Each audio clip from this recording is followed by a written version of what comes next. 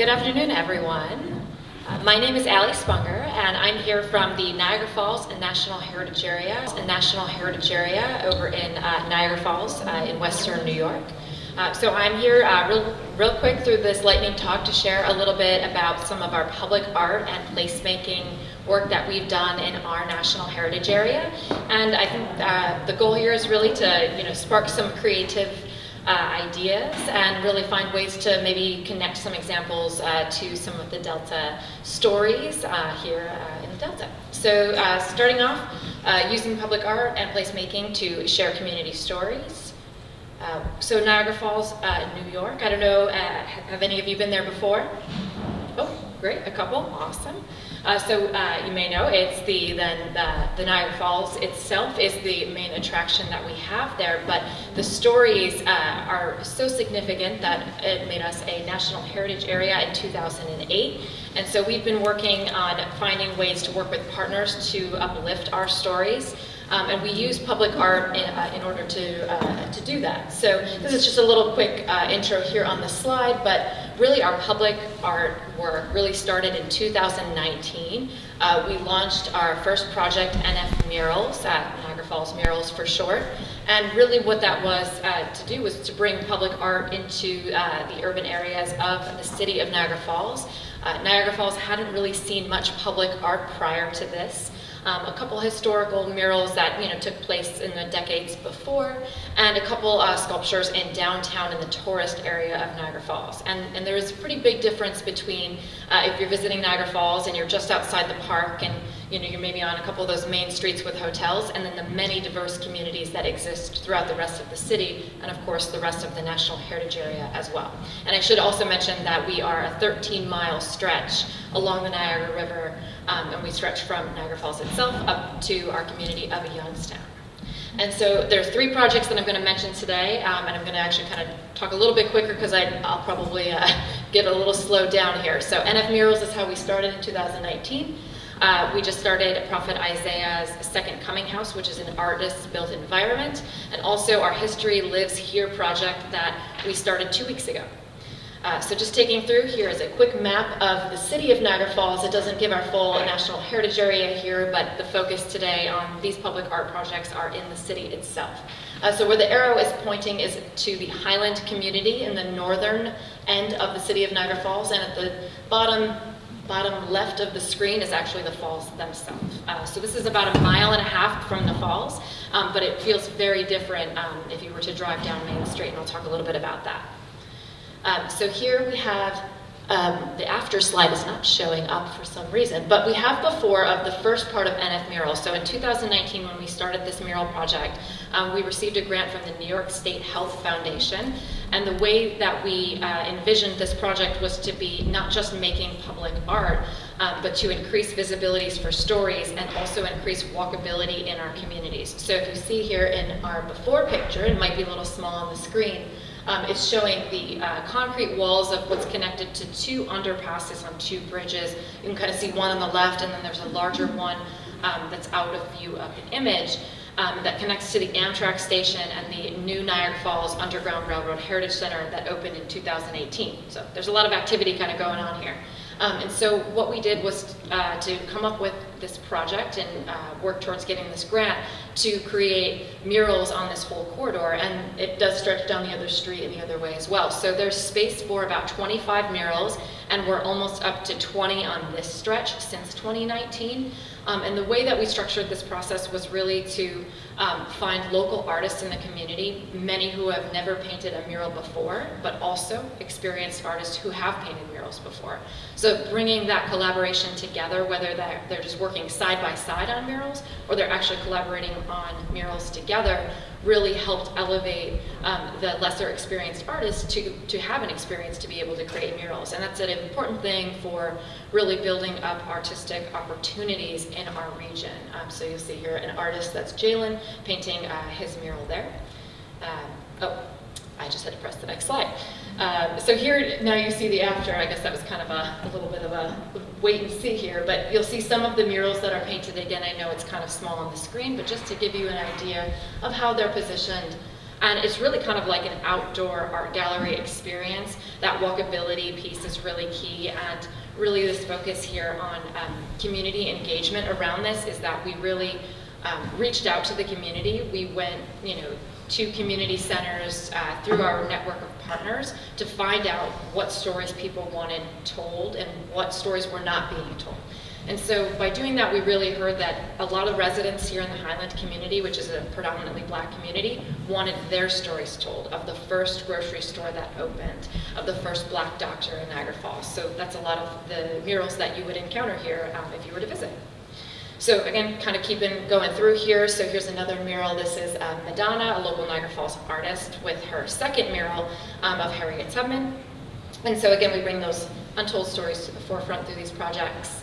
And really another important piece around the murals too is public art really creates the opportunity for dialogue and conversation to talk about either what's going on in the mural, things in the community, and really just creating a space to do that. And so that kind of mixes together here. Here's an example photo of that. The next project I want to highlight here is a newer project for us. It's the Prophet Isaiah's Second Coming House, and it's an artist-built environment. Prophet Isaiah is a self-proclaimed prophet who created his artwork through visions, and he created first at a church in Niagara Falls, and then followed by doing his entire house and property in art. And so I think on the next slide here is the house is on the left, and then this is his built cross section, and you can kind of see it a little bit more in full view there. He also did the entire interior as well. Very, very impressive.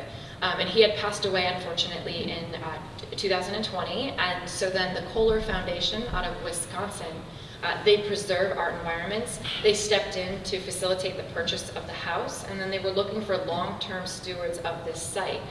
So they reached out to us, a National Heritage Area, and we immediately said yes and about to become property owners and a large scale of artwork owners, which is a new endeavor for us, and that is something that we've learned with our experience with many projects is a lot of times we're guided by the community and we're guided by stories that need to be preserved and told.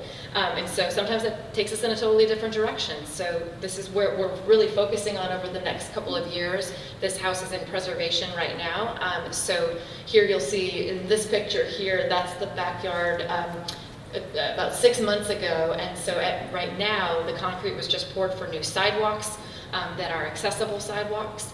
And also the whole backyard being redone and be turned into a community space. So we're really looking at this to be community first and looking at what does the community need in their neighborhoods before we open that up to a larger, even art community in that way. There was a lot of interest from some of the bigger art museums in Buffalo, but I'm not willing to step up and be the steward of the site where we did step in. So we're making sure that it serves our community first and foremost. Now, this last project I'm going to talk about real quick here. This just took place 2 weeks ago out in Niagara Falls. Right now it's very tricky weather with the winter, pretty cold, could be snowing. And so we had a really unique week of really nice fall weather. And we also had received some communication around some advocacy issues with saving a couple of these buildings on Main Street. So this building that you see here, you can maybe tell it's boarded up. That's where the mural was painted on the front of those storefronts there. And these buildings on Main Street that stretch from really downtown Niagara Falls all the way up to the north end, which is about 1.5 miles. It used to be a hustling and bustling business district, and now I would estimate upwards of 50 to 75 buildings are vacant, storefronts that have been closed in for many, many decades. And so there's a lot of things behind that in terms of property owners and all that stuff, but part of our placemaking work is to also work within those structures and find ways to uplift the community and share their stories. So this mural here, History Lives Here, was the first one that we did 2 weeks ago, and it was up in 2 days. And we had one of our lead artists design it. We brought in a couple other artists to help, and then we invited the community through social media to come out and help paint. And because this is a main thoroughfare that has been mostly boarded up for a very, very long time, it was very noticeable as we were out there with some bright colors painting. So people stopped. And we encouraged them to do so, and we invited anyone and everyone to come out and paint with us, including kids, which was a different ballgame a little bit there with paintbrushes and paint that does not wash off, but we're learning as we go with that. So this was the first one that we started, and again, it just took about two and a half days, and we moved on to a couple other ones here. This is still that first one. It's just of a couple of our team members painting from a light projection and getting the color on. And you'll see on the left side is just a historic image of what that downtown kind of looked like back then. And people talk with us very frequently about their fond memories of what it was. And so what we really look at right now in this particular work and project is working with the community on past, present, and future. And what do we want to remember, reflect, and honor of the past? Where are we now? What are the challenges? And what are the triumphs of where we are in this present day on Main Street? And then where do we want to go as a community in the future, and bring all of those conversations together in kind of a safe way, because there's a lot of a challenge here with a lot of the closed up businesses and people really needing to voice and share their thoughts on that. So we use art to do that. There's another image coming up there. And so this image here is the second mural we completed. A couple days after that, we did 4 murals in 1 week, just about 2 weeks ago. And so this one here says, "We are the community." And what we actually did is some of these bright colors in here, especially that bright yellow, came from feedback we got the day before from a resident who was walking by and really wanted to spend time with us and sharing ideas and thoughts. And his thoughts were really along the lines of, we really need to see some brightness around here. We're going into the winter, it's gonna be cold, but we're in this place with this beautiful, landscape. The river's right over there, and he points 2 blocks away and to the Niagara River and to the Niagara Gorge, and really felt that, we needed some sunshine. And he kind of kept coming back to that, and so our team, we're like, can we add some more color in here? Can we bring some sunshine? And the next day or two, he came by and recognized that we did that, and then brought other people out and started having more conversations. So what we saw with this project here that was happening very quickly was that we were able to really just take that feedback in real time and try to think of ways to incorporate that, because that's really what this project is about. And up at the top image you'll see there, I think I have it on the next slide, or maybe I don't actually, but that is the building right next door to it, and that building, the words say, "Imagine the possibilities." And so that we want to generate those thoughts on what could be in this building, what could be here. Could it be a skating rink? Should it be another business? Could it be a community center? Should it be apartments? And those kind of things. And we've got some kids out painting there. As I said, they came out. We had after school programs come out as soon as they heard about it on social media. And so there was really a lot of desire to be involved, and really, to have voices be heard in a way that really is a new thing in this part of Niagara Falls, at least in a very long time. So last and final slide, just a couple more pictures of some of our artists painting, a couple of our murals, and I just want to thank you for listening to my quick lightning talk. And if you have any ideas or questions or anything like that about anything public art, murals, sculptures, happy to talk with anybody at any point. So thank you.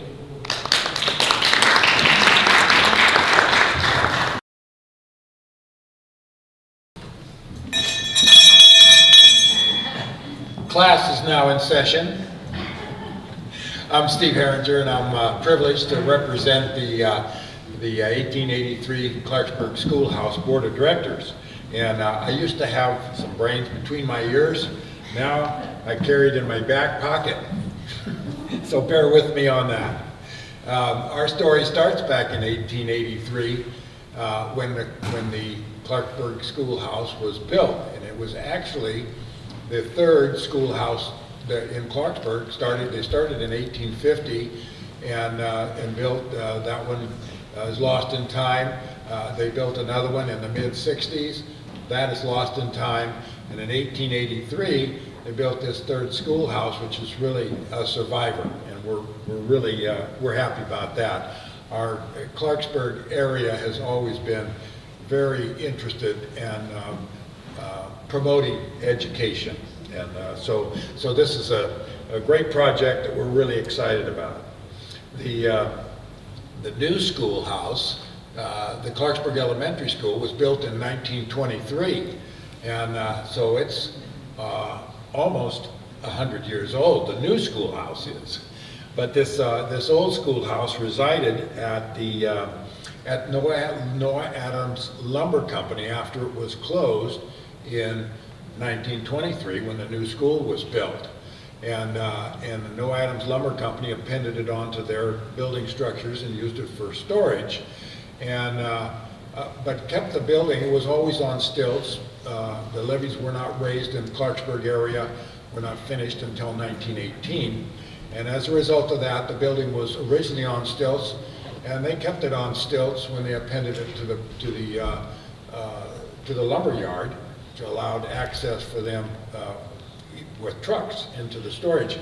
The good thing about that was being it was up on stilts, the building is very solid foundationally, and it also they altered it very, very little. The steps that you'll see on that artist's rendition of our new schoolhouse were gone, and the portico, what we call the portico on the east and the west side, were gone. Outside of that, inside the building, all the chalkboards are still intact. There was a flume for the fire, for the wood stove, and a platform, the teacher's platform.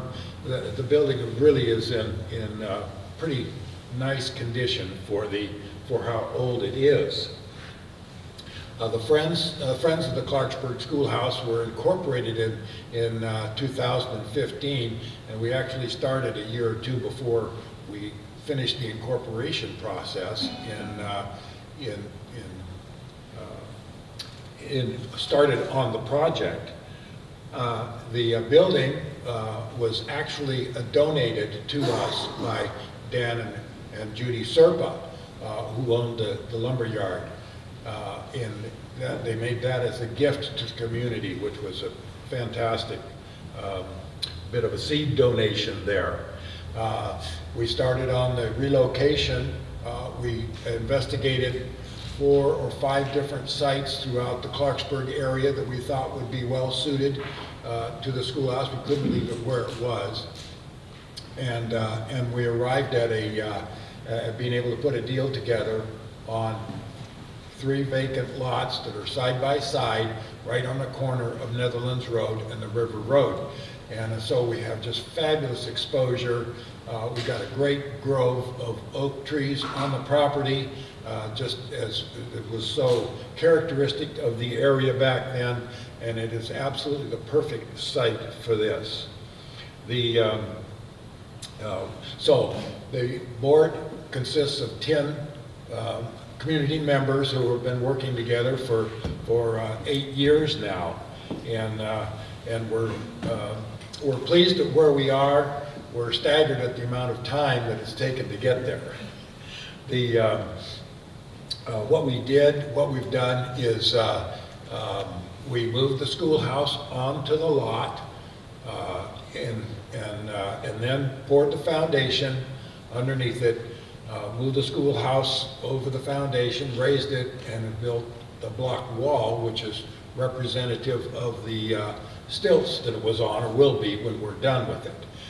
Being right along the river, it gives us, we're right at a levee eyeball access from the river road, and it's going to be a dynamite structure as you come into Clarksburg. We're very excited about the way that's going. We have gotten 2 grants from the Delta Protection Commission, Proposition 68 grants. One helped us purchase the property, and the second is going to help us remodel the schoolhouse. The community has put in close to $500,000 already in both cash and donated services and materials to the project. And it's also staggering to us how much this is going to cost before we're done. We don't included in the grant is the remodeling process, And subsequent to the remodeling, then we will outfit the school on our own dime as well. So we will have probably very close to a $3 million project when we're done. Again, it'll be really a heritage icon for the North Delta and the community of Clarksburg. And it just falls beautifully into the National Heritage Area and the objectives of the Delta Protection Commission and the Conservancy, which is managing our grant. What our longer term plans are when we get it remodeled is we're going to have a Delta Welcome Center will be one of the primary uses of the building. We've also got a partnership with the local schools, with the Delta Charter School. The middle school and the high school are going to hold history classes there. We're doing also a partnership with the charter school. We have a small amount of administrative space in the building that they're going to rent as a superintendent's office. So that will help us keep the building occupied and help with further maintenance.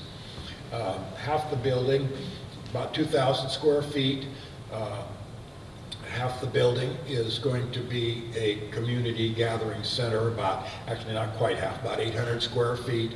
And the other part is going to be the museum and the collection of heritage information from the Delta. The school was originally a one-room schoolhouse, but it was divided in the center with large rolling doors, so they could create 2 rooms and keep older and younger classmates separated. The displays that we'll use in there are going to cover in the gamut, and we're setting it up to be a repository for all of the history of the area, going all the way back to the thousands of years that our Native Americans were in the area, forward through probably focusing on agriculture a lot, because that's what Clarksburg has done. On the outside of the building, we're going to have a large deck, and we're going to have large walkways all the way around the building, which will facilitate outside use of the building when it's done.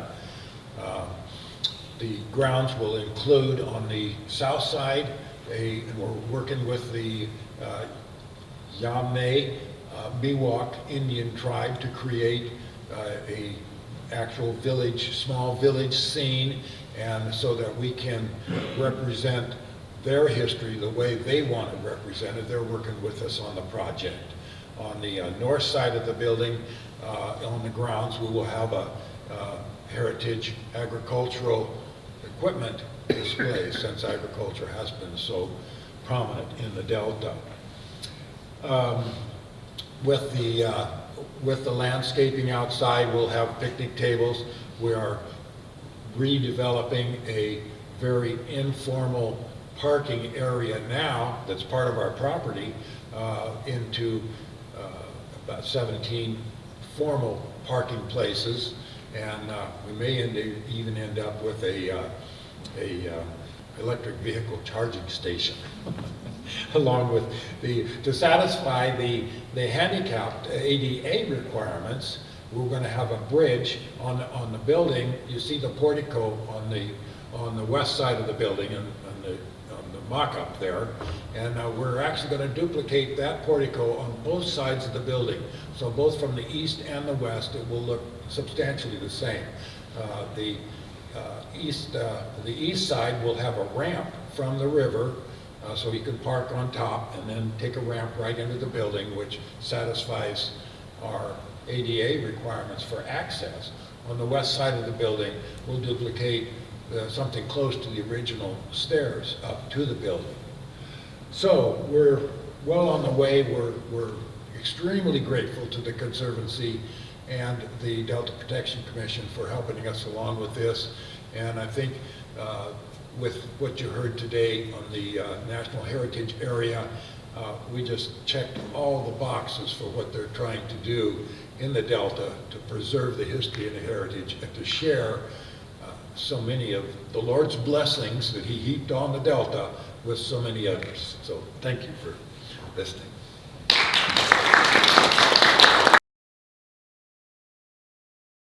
Good afternoon. How's everybody doing? My name is Stephen Robb, and I wanted to share a little bit about what I do today. I have a small business in Sacramento called Repurposed Salvage and Furniture. I was born and raised in Sacramento, in a rural area called Florin, which was famous for grapes and strawberries back in its day. And I have a lot of fond memories of the Delta because my dad and my grandpa were avid fishermen, and so I grew up coming to Freeport and Clarksburg, and always had that connection to the river and the river road. My background is actually in anthropology, cultural anthropology. I have a PhD from UCLA in anthropology, and I focused as well on Asian American studies. So I've done a lot of background history and research on Japanese Americans, Chinese Americans, and so obviously that's an important part of local history, including here in the Delta. What I do now is sort of completely unrelated and yet perfectly connected to anthropology. I am also basically trained as like a finished carpenter and a furniture maker. And so what's an anthropologist doing making furniture? It's sort of a roundabout way, but basically what I do here in Central California to my business is I take down old barns and buildings, and occasionally I get to repair and restore one. And so this is sort of history with a small h. A lot of the stuff that we've heard, I think, in some of the other presentations is history with the capital H, where you're talking about like the schoolhouse or a prominent house, farmhouse, or business. But what sort of gets lost sometimes is the small history. So it's the bunkhouses, the small building, the small barn, the family barn. I was really glad to hear somebody mention, where are the stories of the farmers. And so what I'm able to do in a lot of cases is to connect and sort of uncover the small history and also share it in a way that people can enjoy and connect to through what they build or what they install or what they have as part of their house or their business. So basically,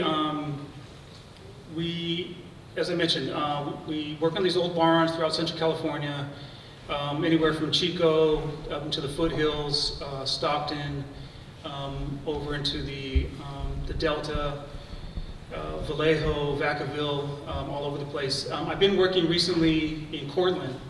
In fact, I just came today from the barn that I'm working on in Cortland right now. And so on these particular barns, the original owners of this property are no longer with us. It's gone through a couple different owners. So the folks who bought this property about a year ago don't have any of the background or the history. But what I'm able to do in working on these barns is I can uncover a lot of the history because you just look at what it was built with. So redwood, red fir, Douglas fir. So these particular barns are redwood. So by that I know that it's 1900 or earlier. And then also you look for things like square nails. So I get excited when I find square nails, and that probably sounds silly to most people, but square nails helps you date it. It helps you understand when this was built. And really here in California, there was a big boom in barns in the 1890s, and that's because of the technology of the time, which was machine cut square nails. So prior to that, all nails were hand forged by blacksmiths. But in the 1890s, these cheap economical square nails were suddenly available, and so you got all these barns being built in the 1890s here in California. So again, these are the sort of the background information that I'm able to uncover in working on these barns. So the barn on the left, the red one, these owners And most people aren't able to do this or willing to do this, but they want to invest in restoring that barn, that red barn, back to its original condition. So the south wall of the barn is completely deteriorated, which you'll often find. The south part of the barn is what gets all the abuse from the sun and the rain, and then the north side of the barn is usually perfectly preserved. The green barn that you see in the middle is being converted into a house, basically. They're calling it a barndominium, which is a popular thing going on right now, and I love it. You know, I would love to live in a barn. I don't know about you guys. But what they did is so they took off all the original siding and they saved it, and then I've been putting the original siding back on after a lot of framing and structural repair was done on the building, and I did some of the roof. I did the whole roof. I did some of the roof repair as well. And so again, in working on the barn, you know, it's all redwood. It's all full dimension, clear heart redwood, which again is such a critical part of California history. In terms of, and you see it in so many of the buildings and the structures, and that's something that I get excited about. And then, so that I've been working on this one for about 5 months. So once this is finished, we're probably going to paint it as well. I think we want to go with like the classic barn red. So we'll see how that comes out.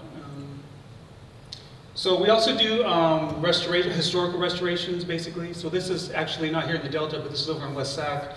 And this is a hop farm on River Road as well, sort of heading out of West Sac, heading toward Woodland.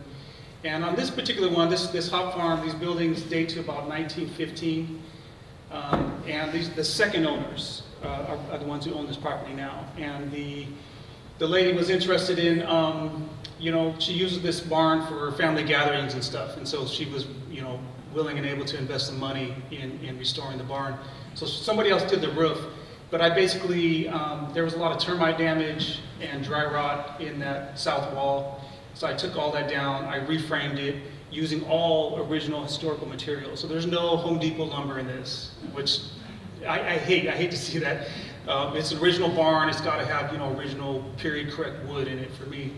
And then I took siding from another barn on the property, which was a sacrificial one, source basically, and redid the siding on this whole barn. So what happens to all the wood?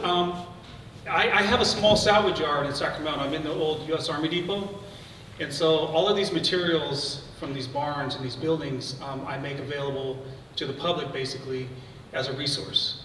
So I was excited to hear about the schoolhouse. I'm hoping to connect on that because I would love to be able to source some of the original materials. So I have tons of old windows, wooden windows with leaded glass, doors, hardware, sinks, galvanized, you know, rusty galvanized tin, and I have a whole yard of barnwood as well. So I sell to a lot of local builders and furniture makers, and also people who are repairing, you know, historic homes. And some house flipper came through and took out all the beautiful solid wood doors and put in hollow core Home Depot doors and ruined it. So we're trying to get it back, you know, really to how it should be. So I'm, you know, I consider myself to be a resource in that sense as well, in finding the material, saving the material where possible, and making it available to people to use in their projects. So these are some tables. That's an old barn door that we turned into an outdoor table. So there's just a lot of fun stuff that you can do. I mean, I'm just thrilled to be working on these barns and then building stuff, and people love hearing about the local history, where it came from, what kind of farm it was, if you know any history about the family, you know, what was produced, when was it built, what kind of wood is it, all this kind of stuff. People are just fascinated by it, and they're able to connect in a small way and feel like, you know, they're connected to that part of California history. Fireplace mantles are obviously very popular, and this particular style is popular right now too. So as a furniture maker, you know, I love being able to work in this kind of style for people right now. So I just wanted to make sure that I share some of my social media, and I did leave some business cards as well at the table over there. So I would love to, you know, connect with anybody who. So basically, I'm looking for old barns or buildings. Sometimes people want them removed, or they need them removed, or it's beyond repair. Or hopefully they want to repair it. We can do that. We can source the material. I can also do a consultation. on the barn to give you a sense of, what it would take and if it's possible. And then also, as I mentioned, it's a resource as well. So I want people to know that, there are materials available. Somebody's crazy enough to save this stuff. And hopefully it's useful in somebody's project. I think that's it. I want to go ahead and close right there and just say thank you for the invitation today and having this opportunity to share what I do. And if you guys follow my Instagram or Facebook page, then you'll get to see how that barn in Cortland turns out. And if anybody wants to talk about anything, my cell phone number is on the business card, so feel free to give me a call or text me or leave a voicemail, and we'll connect. Okay, thank you.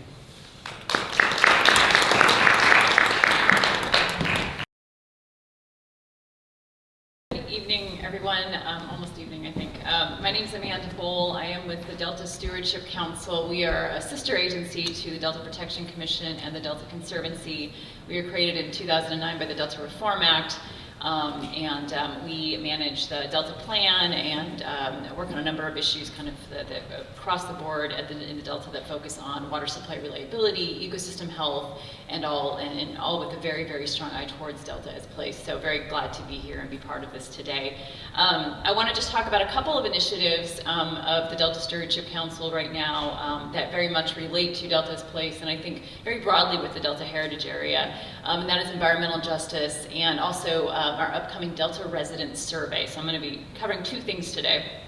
I'll start with our environmental justice work that we've been doing for about the past almost 2 years now. I'll provide a general overview, kind of share with you kind of what we've been doing and how we've gone about identifying environmental justice issues and just really what those are in the Delta, what environmental justice issues we have here. And I do want to apologize, I will be reading a lot. I have a lot of somewhat technical information to be sharing with you that I want to make sure is understandable, and the best way for me to do that is to be reading, so I'm not going to be as open of a presenter as these three have been. So, all right, and I'm going to be advancing 2 sets of slides at the same time, so bear with me in organizing that. Okay, so just a little bit of background again on the purpose of our environmental justice initiative. So over the past 2 decades, the state of California has been working to incorporate more environmental justice principles into policy planning and funding priorities. And in recent years, a number of the council's peer agencies throughout the state have been doing this. So for the council, during our first 5-year review of the Delta Plan in 2019, we identified environmental justice as a key emerging issue, really noting a specific need for more information and analysis to inform potential future actions. And so in response to this, the council recommended that an issue paper be prepared to investigate the potential need for additional strategies or responses within the Delta Plan to address disadvantaged communities and environmental justice. So just real quick, what is environmental justice? California was one of the first states to codify environmental justice in statute, which happened in 1999. The environmental justice movement arose in response to the disproportionate share of environmental impacts such as pollution, land or water contamination, or other hazards borne by certain communities, particularly low-income communities of color. So the concept of environmental justice, however, has broadened over time to focus not only on these distributive impacts, but also on representation and inclusion in planning processes that affect the distribution of environmental benefits and impacts. And so these components are often referred to as recognition or representation, which refer to how impacted communities are represented in decision-making. And then also procedural justice or process, which refers to how planning processes and decision-making is fair, transparent, accessible, and provides opportunities for impacted communities to participate. And then finally, distributive justice, which focuses on how environmental benefits and impacts are distributed or mitigated so that no one community bears a disproportionate burden of those impacts. So with all of that in mind, the council really set 3 objectives for our initiative and for this initial issue paper that we're drafting. First, build a network of community leaders and organizations to inform and support the council's environmental justice work. Second, identify environmental justice issues in and around the Delta. And then third, to identify options to address those issues. So just to initiate this project, we started background research, as I mentioned, in early 2021. which consisted of reviewing a number of documents that the Delta Plan and others had been working on, such as the Delta Plan 5-year review, a social science task force, a public participation plan, and then work related to Delta Adapts, which is the Council's climate change vulnerability assessment project. I've also been reviewing and talking with other peer agencies who have gone through their own processes, and then I've reviewed approximately 40 articles, academic articles, to build an annotated bibliography of existing research and literature. We've also analyzed past public comments received by the Council to understand what EJ issues have already been brought to the Council's attention. And we also, kind of very importantly, probably most importantly, formed the EJ expert group, contracting with 4 organizations in the Delta to help guide the issue paper development and this entire process. And the expert group has had monthly meetings focused on Council work and on EJ topics since the fall of last year. So they've been meeting for about a year now as well. We also interviewed environmental justice organizations and advocates throughout the Delta to hear about EJ experiences firsthand. And then this fall we engaged in a few public engagement events with some of our partners. And so now we are in the process of pulling all of these sources together to develop recommendations and implementation options. We're anticipating a draft paper being released early next year, and then with a final sent to the Council for consideration mid-2023. So as I mentioned, we did form an EJ expert group to help inform and guide this process, and there we go, that's right where I want to be. And so the EJ expert group has included representatives from Restore the Delta, Little Manila Rising, the Sacramento Regional Coalition to End Homelessness, and then also the California Indian Environmental Alliance. Okay, so what have we learned? So I do want to spend kind of the bulk of my time on the EJ paper talking about what we have learned about environmental justice issues in the Delta. So really the take-home message here is that EJ issues in the Delta, like really everywhere, are wide-reaching. They touch on all principles of EJ, from representational to procedural to distributive, and they are highly interconnected across sectors and resources that are typically siloed in policy and management spheres. And as I also mentioned, there we go. So we did conduct a number of interviews, 22 in fact, and really these interviews and the information we received from them have been key to our understanding of the breadth and the interconnectivity of the issues. In early 2022, we began collecting this firsthand information. And part of our intention in pursuing this approach really was to recognize that community expertise has a long history of being devalued and delegitimized in decision-making processes, and that a fundamental principle of EJ work is to recognize and to legitimize the voices of communities that have been disenfranchised, marginalized, and disproportionately harmed by environmental burdens.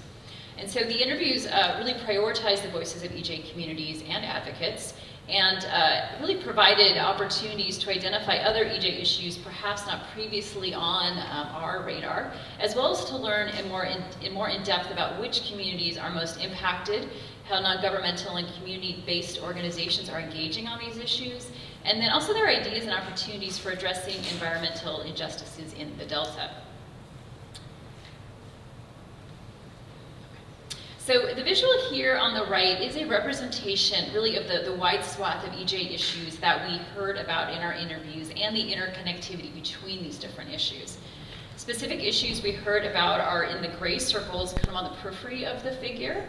And through our analysis, we grouped these specific issues into key issue areas represented in the larger colored circles, which include water, flooding, climate change, pollution and public health, housing and homelessness, food security, and tribes and indigenous justice. And in our full interview results report, which is available online on our website, we do examine these 8 key issue areas much more in depth.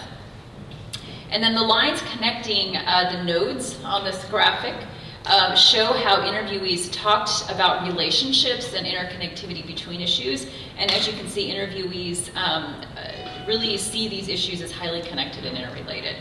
And I could spend a whole lot of time talking to you about specifics, but for the sake of time, I will get just a little bit more specific over the next couple of slides.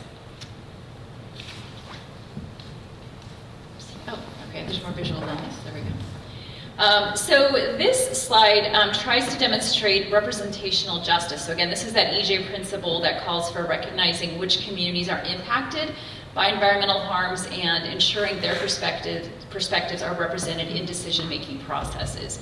So our interviewees provided their expertise on which communities are most vulnerable to the issues they work on. Based on their responses, we should think about EJ communities in the Delta to include the communities that are listed here. We have also pulled in other references to inform this work that help us to identify where communities most burdened by environmental injustices are likely to be geographically located. So the map on the left shows Cal EPA's designated disadvantaged communities, also known as DACs, and tribal areas in and around the Delta and Bay. DACs essentially refer to census tracts that have high exposure to environmental pollution, burden, and high social vulnerability. And so social vulnerability and population characteristics in Cal EnviroScreen, which is Cal EPA's tool, take into account high poverty, low education, linguistic isolation, housing burdens, and health data such as asthma rates, cardiovascular disease, and then also low birth rates. And it does not explicitly take into account race or ethnicity, but there is a high correlation between areas rated as high vulnerability in Cal EnviroScreen and Black and Brown communities. And then the map on the right is the Delta Adapts Social Vulnerability to Climate Change Index. And so the areas in yellow have the highest social vulnerability. And these include Antioch, Pittsburgh, Tracy, Sacramento, Stockton, West Sacramento, and unincorporated areas of San Joaquin County. So this slide focuses on procedural justice, which again is the EJ principle that calls attention to process. Calling for our environmental decision-making processes to be fair, transparent, and accessible to all communities.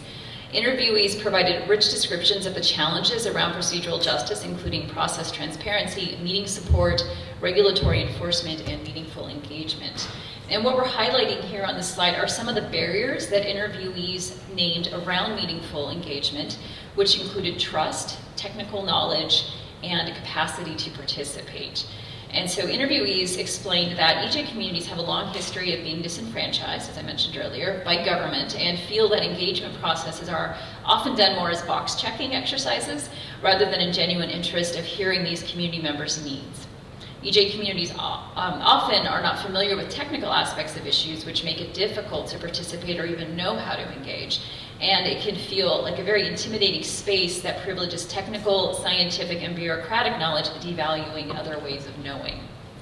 And then finally, capacity barriers, and these really speak to what limits people's ability to participate. And these can include meeting times, location or technology barriers, not enough time to participate due to other job or family responsibilities, or financial hardship, which often takes precedence over civic engagement and advocacy. Every time I move the cursor, there we go. Okay, and then finally, just a few notes on distributive justice issues. Water-related justice issues really emerged as a strong topic of concern across our interviews, touching on multiple areas. In terms of water supply, and a lot of these probably aren't going to be a surprise, concerns around water rights priority systems in Delta flows and conveyance systems, including the Delta Conveyance Project, were mentioned. Closely related to water supply, interviewees discussed water quality issues that are exacerbated by insufficient freshwater flows through the Delta, as well as from pollution sources, including fertilizers and industry contaminants. And then a notable issue discussed was harmful algal blooms and impacts on human communities, as well as poor water quality that impacts drinking water systems reliant on wells. And then finally, regarding water affordability, interviewees discussed the issues of small and disadvantaged communities, including some Delta legacy communities, often lacking access to sufficient resources to ensure a reliable, clean, and affordable water supply. So just some key takeaways. Again, I know this was a very, very quick overview of a whole lot of information, but some key takeaways. Again, EJ issues are very wide-reaching. EJ issues are also extremely interconnected, and recognizing this can help drive how solutions can be crafted. There is a need for action in many areas: government and community relations, engagement, research, monitoring and data collection, policy solutions, and planning and regulation. And then finally, we have heard loudly that environmental justice organizations are very happy, actually, and want to share their experiences, and are pleased with the approach the council has been taking to listen and learn more about these issues. So next steps for our environmental justice work. So really drawing on all of the interview data, EJ expert group responses, community workshops, along with our existing literature and other data, we are developing recommendations for the council on how to take action on environmental justice. These recommendations could take multiple forms, from approaches to engagement, to research, science funding and focus topics, to internal organizational work within the council, and potentially even a Delta Plan amendment or policy changes. And we, as I mentioned at the beginning, we are anticipating a draft paper out early next year with a public comment period and then a final report released mid-2023. So now I'm going to shift gears just a little bit, but this is another way that we are looking, really looking forward to learning more about the diverse communities across the Delta and their needs and their priorities. And this is through the Delta Residents Survey, which is a project funded by the Delta Science Program. This research project is being conducted by a collaborative research team of social scientists in the Delta, being led by California Sea Grant's Delta Extension Specialist, Jessica Rudnick, as well as the Sacramento State Institute for Social Research. And then we're also collaborating with UC Davis, UC Berkeley, Oregon State University, and then there is also a parallel study happening up with residents in the Puget Sound estuary.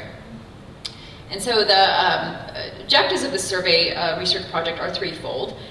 First is to develop a better understanding of Delta communities' social and environmental well-being and sense of place, including natural resource use, agricultural uses, and cultural and historic values. We want to ensure that we hear from a demographically representative sample of residents so that we hear from voices who are often less represented. And then really, you know, we see this as a pilot test in terms of a research approach for a potential long-term study to understand how well-being and way of life in the rural and urban Delta are changing over time. In terms of who should participate or who we're hoping will participate, we would like all residents in the interior rural Delta, as well as a random sample of households in the urban Delta to participate. All of all residents in the interior Delta, and then again this random sample of households in the urban Delta will receive survey invitation letters in their postal mailboxes in January 2023. So we are trying to kind of take this directly to folks, especially folks living in the primary zone. The invitation letters will include a link and a QR code to an online survey or a number to text where folks can get the survey sent to their mobile phone. And the paper copies will also be available upon request. And then the survey will be available in English and Spanish, and then all participants who respond will receive a $5 gift card, just as a small token of our appreciation. The results of the survey will be shared with state and local decision makers and natural resource managers across the Delta, with the hopes of better understanding Delta communities' needs and perspectives, and really hoping that this will lead to policy and management plans that better align with local community perspectives and needs. So we'll be sharing this information regularly through the council's social media. I think also bringing it to the Delta Protection Commission as we have more information to share as well, and really look forward to collaborating and presenting and making this available to community groups as well. So again, be looking for information about the survey in your mailboxes if you live in the primary zone in January of 2023, which is just a couple months away, or 2 months away. So with that, I just want to say thank you again. Again, I just barely scratched the surface. I'm happy to answer questions after this, or feel free to follow up with me as well. Thank you.